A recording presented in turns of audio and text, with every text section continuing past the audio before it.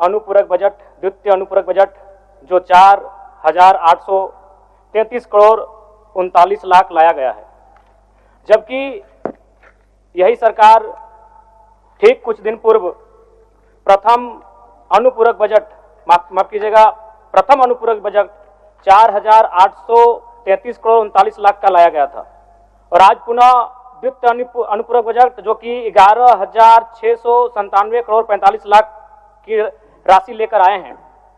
तो महोदय, जब पूर्व में हमारे पास जो निर्धारित राशि होती है और उन राशि को अगर हम खर्च नहीं कर पाते हैं, तो फिर ऐसे बजट का एक दिशा का होना और राज्य की दिशा का अलग होना, कहीं ना कहीं चरितार्थ को हम लोग उदाहरण के रूप में प्रस्तुत करते हैं।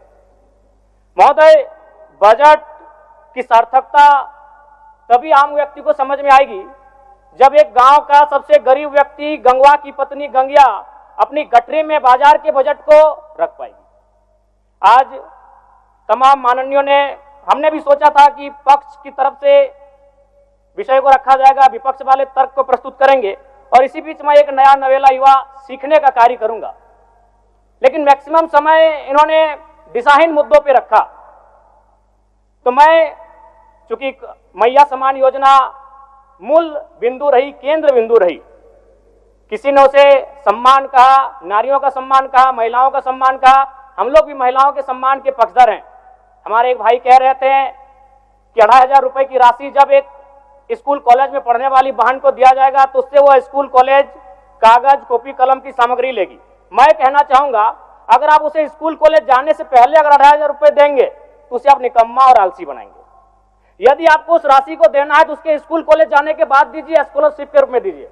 मैं आज पुनः कहूंगा, क्योंकि आप सत्ता पक्ष में हैं, आप संभवतः अपने इस विषय को बचाएंगे, आप अपना पक्ष रखेंगे कि आपने मैया सम्मान योजना एक महान कार्य किया है। लेकिन मैं फिर कहूंगा, 18 साल, 25 साल, 30 साल की लड़कियों को जो आप फ्री में 2,500 रुपए दे रहे हैं, आप उनकी प्रतिभा को हनन कर रहे हैं, आप उनकी प्रतिभा को नकारात्मक दिशा में ले जाने कार्य कर रहे हैं। महोदय, मैं इसे आप स्कॉलरशिप का रूप दीजिए। आपको 2,500 रुपए देना है, स्कूल से पहले देंगे ना। मैं कह रहा हूं, मेरी भी सैकड़ों बहनें हैं गांव में, अगर आप स्कूल जाने से पहले 2,500 रुपए उनके हाथ में देंगे, उस पैसे को वह गलत कार्यों में, गलत नहीं कहेंगे, कुछ ऐसे कार्यों में खर्च करेंगी जो लुभावनी हो। स्कूल जाने के बाद, अटेंडेंस के बाद अगर आप देंगे स्कॉलरशिप के रूप में, तो वो बहन स्कूल तक जाएगी। दूसरा सवाल और एक महत्वपूर्ण विषय महोदय। एक मिनट, माननीय सदस्यगण, सभा की सहमति हो तो सदन की कार्रवाई समाप्त होने तक समय बढ़ाई जाए। बोलिए, अब समाप्त करिए, बोलिए।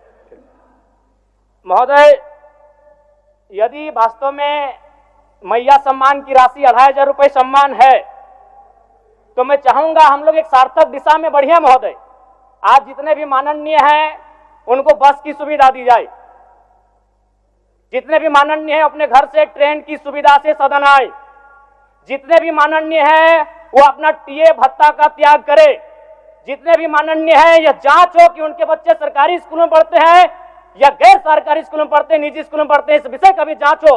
अगर उसमें कसौटी में उतरते हैं, हम कहेंगे ये मैया सम्मान योजना है, और नहीं उसे केवल और केवल जिस सपने के साथ ये राज्य अलग हुआ था वो सपना कहीं ना कहीं अधूरा होगा। महोदय, 2,500 रुपया सम्मान की कसौटी नहीं होगा।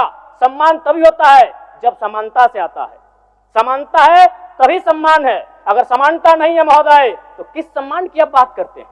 महोदय, मैं पुनः इस चीज कहना चाहूंगा। महोदय, 30 सेकंड 45 सेकंड का समय चाहूंगा। आदरणीय परम श्रद्धेय, सीजीएल का मामला अभी भी गर्म है। यदि सरकार को लग रहा है वो सच्चे हैं, तो सांच को आंच क्या करा लीजिए जांच, सांच को आंच क्या करा लीजिए जांच। और अब कब तक बहाना दीजिएगा कि ये विपक्ष की साजिश है? विपक्ष के सारे पे छात्र सड़कों पे नहीं है, सपने टूट रहे हैं, सपने नेशनल नाबूद हो रहे हैं, इसीलिए छात्र सड़कों पर है। और याद रखिएगा, उनके सपनों के बीच कोई आएगा, पहाड़ आए, दरिया आए या चट्टान आए, छात्र टकराएंगे। महोदय, मैं फिर कहूंगा, यदि आप सच हैं तो सच को आंच क्या कराइए जांच, सीजीएल की जांच हो। मैं पुनः कहूंगा, खतियान आधारित स्थानीय नीति, विस्थापन नीति पुनः समीक्षा करते हुए लागू कैसे हो, उस दिशा में राज्य को बढ़ना चाहिए। और महत्वपूर्ण विषय महोदय, मैं ये कहना चाहूंगा। हो गया माननीय जयराम कुमार जी, हो गया। धन्यवाद महोदय। सरकार के उत्तर।